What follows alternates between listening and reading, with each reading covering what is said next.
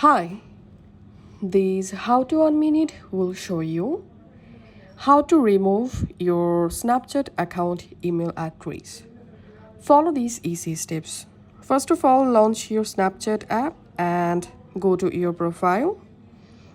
Here, tap on settings. And here you will see email. Just tap on email. And now all you have to need, cut your email from here. And in order to remove your email address, you have to add another email address. You can use a dummy email address. So all you have to need, once you removed your current email address, now you can write here a dummy email address like this. And then tap on save. And now you have to verify your Snapchat account password. So all you have to need, enter here your account password.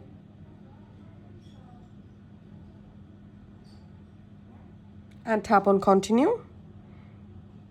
And your email will be updated. And your previous or your original email address will be removed from your Snapchat account. So this is how we can actually remove our email address from Snapchat. If this video helped you out, please leave a like and leave a comment down below. Thank you for watching.